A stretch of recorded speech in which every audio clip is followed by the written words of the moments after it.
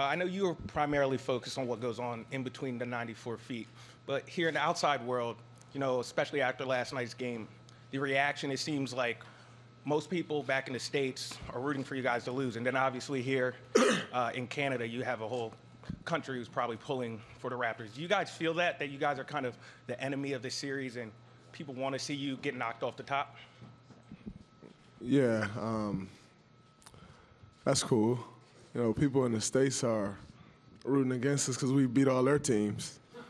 So it's all good. When you're at the top, no one's ever cheering for you to stay there.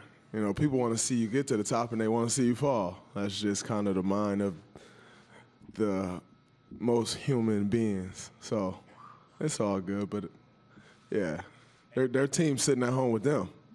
Give you guys any extra motivation or? No, we don't need that. We're trying to win a championship. We know what it takes to win a championship. So, we don't need to reach for extra motivation. If winning a championship isn't enough motivation for you, then you got other issues. Third row on the right side, Mark. Draymond, Mark Schwartz, ESPN. Given all the circus that exists around the NBA today with social media and with the salary cap and free agency and the 24-hour news cycle, the fact that you guys are here for the 5th straight year is somehow remarkable. What is it about you guys, your group, this assemblage of people that has allowed the noise to get blocked out and for you guys to stay so connected and hungry? Oh, I think you hit it right there. It's the people that you bring together. I think our front office has done a great job of not only finding talent but finding guys who want to win. I think so many times there's so many other things as you hit on that comes into play. And I'm not going to sit here and say money doesn't matter or like accolades doesn't matter. Like who doesn't want those things? But I think what we've done a great job of is putting the number one goal ahead of all of that. And, we've been successful, and we've been reaching that number one goal, and it's been paying off for everybody. It started with me in 2015. We won a championship. I got my contract, and then it went to Steph and Andre and Clay even before me and Kevin. Like, so when you reach the number one goal, which we've been able to accomplish, all those other things didn't seem to take care of themselves. I think so many times you see people struggle to put those team goals ahead of their personal goals, thinking their personal goals are taking a back seat. But if you put the team goals ahead of that, it pulls your personal goals right along with it. And I think we've been able to do that. Right side, 6th row to Brian. Brian Mahoney from the Associated Press. Draymond, when you were talking a little bit about Siakam last night, how he's kind of played himself into a guy in this league, do you have a little more respect for guys like that as kind of a player in your own right who didn't come into the league as a top 5 kind of guy who everyone said was going to be a star right away and had to kind of play his way into the respect he's gotten? Absolutely. I don't necessarily think it's a different respect. Like I respect guys who top 5, top 10 guys in the league. And, for instance, like LeBron. LeBron came in the chosen one, King James, all these things out of high school.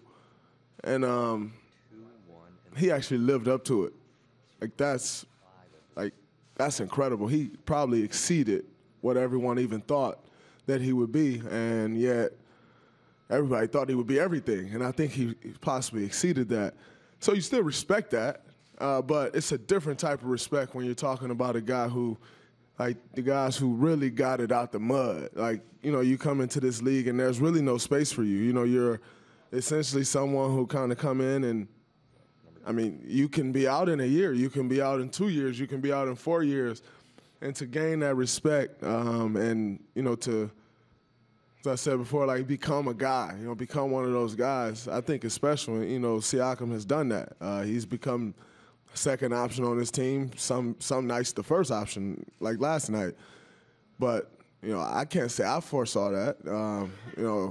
Like, I played against him last year. I had no clue he'd be this guy this year.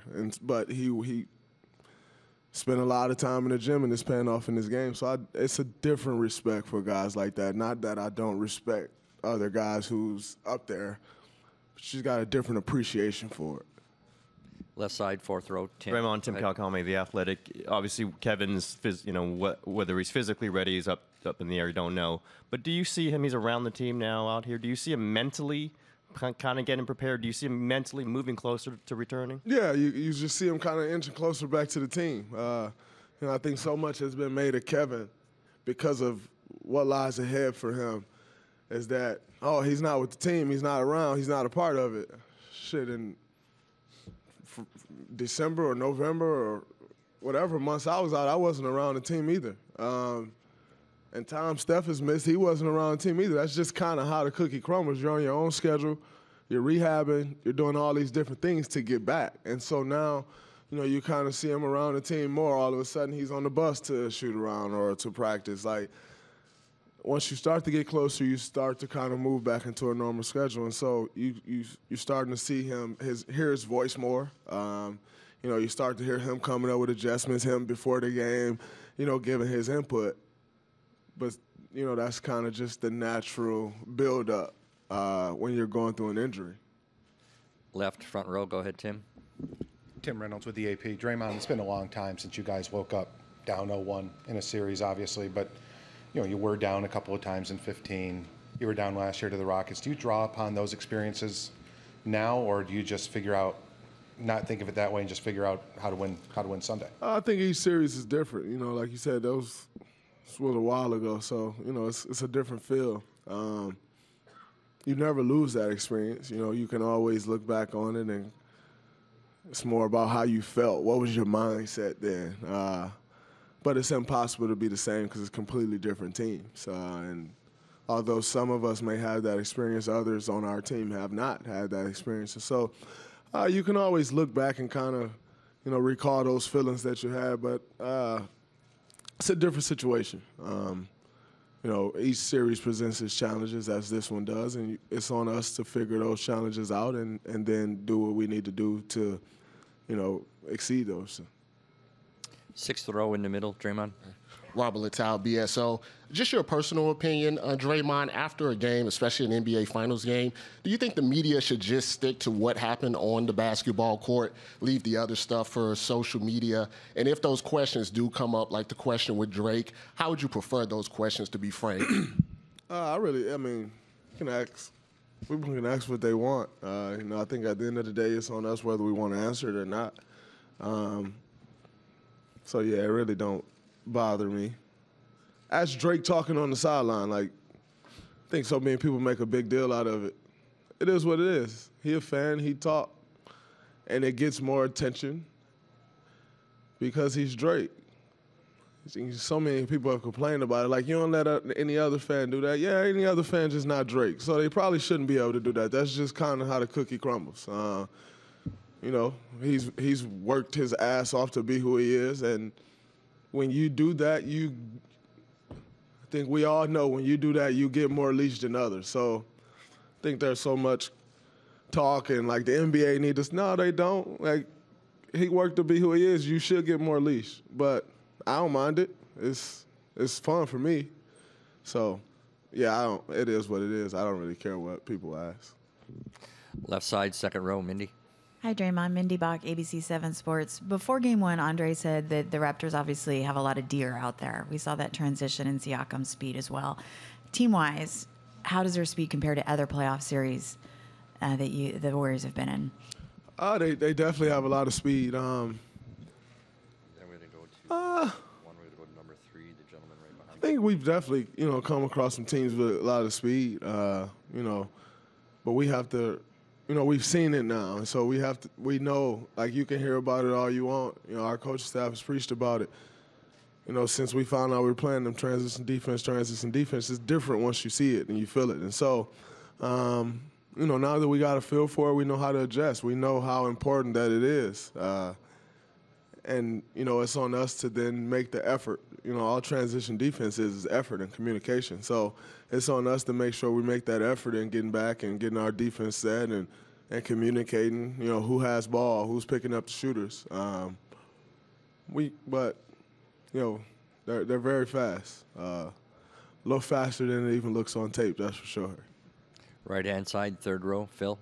Hey, Draymond, Phil Barber, Santa Rosa Press Democrat. What did you think about DeMarcus's minutes last night? And do you think that the expectations outside might have been a little too high about just how he could move and how long he could give good minutes just coming back from an injury like that? I'm not sure what the expectations were, but I thought his minutes was good. I thought he made great passes. He got to the free throw line, and I thought he was solid on the defensive end. It's his first time essentially playing in, month and a half, something like that. So, I don't know how much you really can expect, especially, that game was fast. And, some people may try to say, oh, DeMarcus struggled with the speed. Well, if DeMarcus struggled with the speed, so did I, and so did Steph, and every other one of us. So I don't think there was no difference in him than any of the rest of us. We struggled with their speed last night, and it's something that we all have to be more aware of. But overall, I thought he gave us really good minutes. Right-hand side towards the back on the aisle. Over here, Draymond. Dan Devine, The Ringer. You spoke a little bit about the speed and sort of getting used to the flow of the series. I'm wondering, when you meet an opponent that you haven't played a whole lot, does it wind up being more about adjusting to what they're doing or making adjustments just to the way you're approaching them? I think it's a little bit of both, because I think some of the challenges they presented for us last night was on them. You got to get our defense some credit, and some of it we can do a lot better in executing. Some shots we missed. Some plays we didn't make them last night. So you got to give them some credit, but I think there's also some adjustments that we can make amongst ourselves and what we're doing in our execution to be better. Front row on the right side, Michael. Michael Pena, SB Nation. Draymond, your three-point rate has been dramatically down in this postseason compared to previous playoff runs. I was wondering if you could just explain why that is and the impact that it's had on you and on the team's offense. It's been down because I've just been getting to the hole. So, if I can get to the hole, I'm going to get to, that's a better shot for me. In saying that, I don't think much of it. If I got a three-point shot and I got a lane, I'm gonna take that lane and get to the basket. So that's pretty much what it's been for me. I think I've been pretty successful at getting to the hoop. Left side, second row, Mark. Draymond, Mark, Medina Bay Area News Group. The point you made last night about how things start with you defensively, where do you go from there with that? I got to be more aggressive on the defense side of the ball. I think the aggressiveness starts with me, and then everybody else will follow that. If I'm on my heels, everyone else is on their heels, and I think that was kind of the story of last night. I started the game not as aggressive as I could be on that side of the ball, and it showed in our team defense. To follow up on that, over the years, you and a lot of other guys on the team have been very self-accountable. And I was wondering, from your perspective, why do you think that is important to have on this team? Well, I think, we're champions. We understand what it takes. We know what each of us are capable of, and we hold ourselves to a higher standard than most people.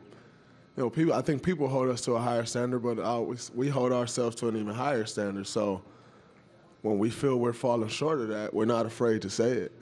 And I think that's important in a championship culture, to be able to self-regulate. You don't always need a coach to tell you something. You don't always need a teammate to tell you something. You got to know that within yourself, and you present that, and you do something about it. Right side in the back. Kareth, final question.